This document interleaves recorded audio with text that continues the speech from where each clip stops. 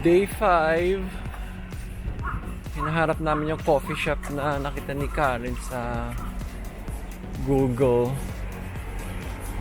Kasi meron kaming cooking class today. Mag-start ng 12. So instead na mag-temples pa, baka maubusan ng oras, tabay na lang sa coffee shop. Ayan. Doon Yaming.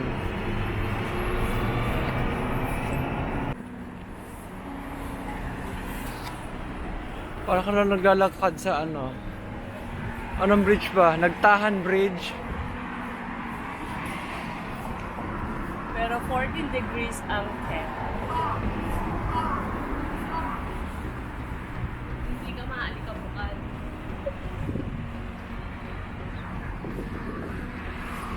Layo naman ng kaping yan. Malapit na ba?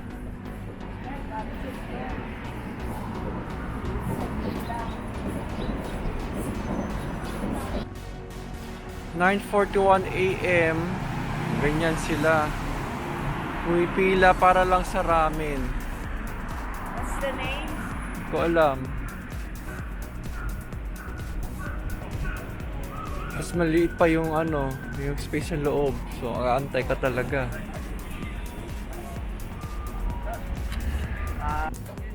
Hindi yan yun, ramen shop. Iba yung pangalan. Alam ko rin. Ayun na raw yung coffee shop namin. Malapit sa ramen shop kanina. At tanaw mo lang yung Kyoto Tower. Tawid.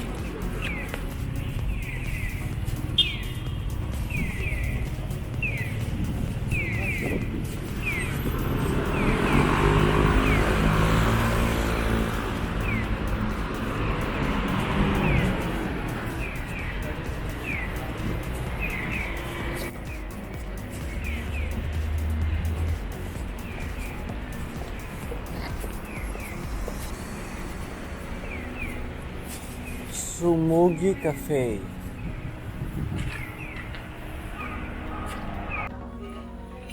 Cafe. Maliit lang siya.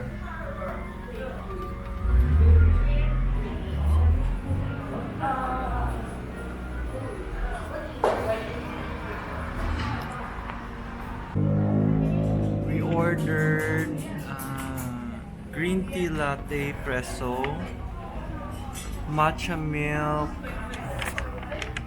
tsaka dalawang toast, honey and cinnamon ice cream toast, ogura butter and matcha ice cream toast. Tsumugi.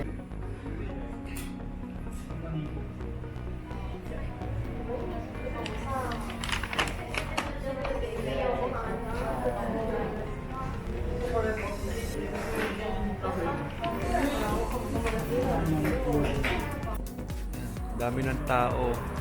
Ito nauna kami yan. Mahaba na pila sa labas. Pila na. 10:30 pa lang. Oo. Sarap ng pagkain. Hindi matalis ang coffee. Sikat ba to? Mataas ang rating. Sakto lang. Tsumugi. Ito, sarap. Naka-tetra pack lang yun. Nakita ko kanina. Kaya nga yun, bilhin mo. Hmm? Bilhin mo. Pampatagal kasi 12 o'clock pa yung cooking class namin. 10:30 pa lang. Sige, order pa ng order. Ng pagkain. Para pang PG.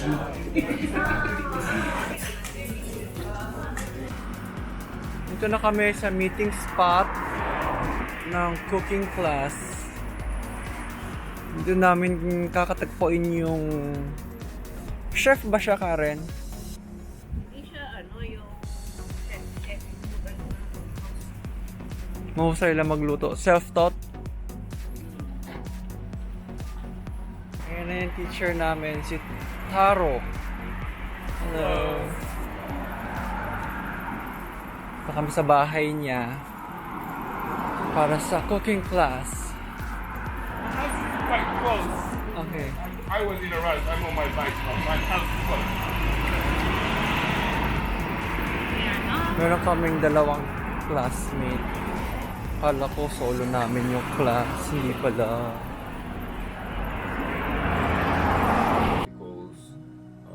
one farm of Omi beef, they play Mozart to their cows, you know, and they do that. That's also part of that. To be honest, I think it's part of marketing. There's one farm, one soy sauce company. They say they play music to the barrels. It's good for bacteria, air, like.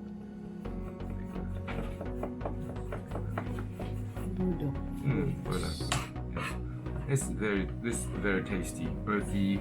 It's got that like ginger, This is just mushroom. plain water. This is just plain water. No salt. Shade. Yes, and a little bit longer is okay. Oh, okay. Yes.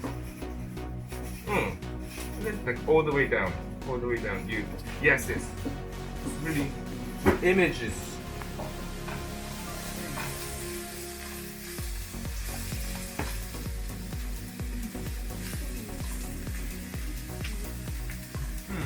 This is without any seasoning. It's just pan-fried root burdock root. It smells like this.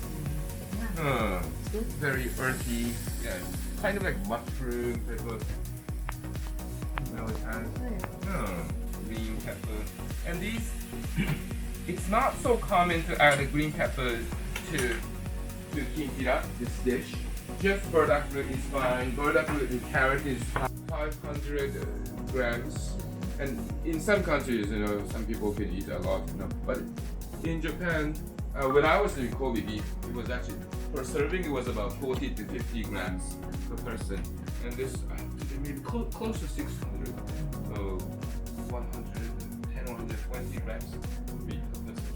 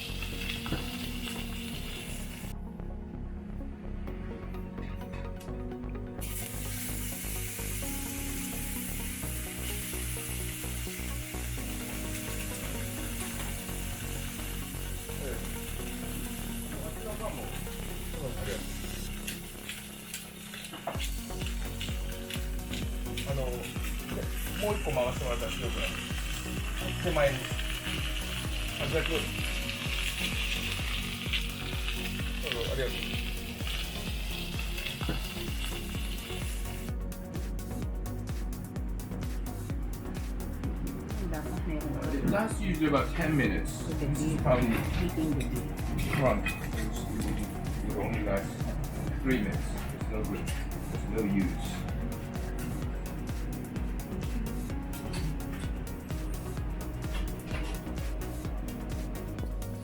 Papasok kami ngayon sa Kinkakuji Temple, also known as the Golden Temple. 3 tickets. There's the Golden Temple.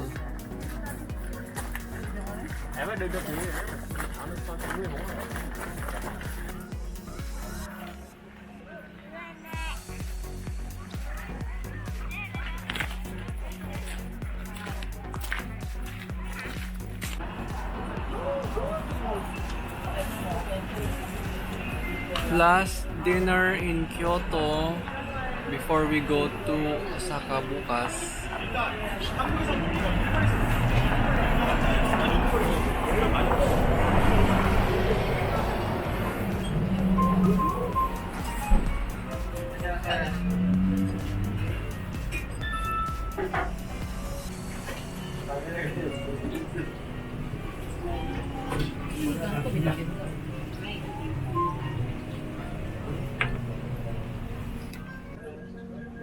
Here's our dinner. Mine is pork, ikarin, chukimin, beef.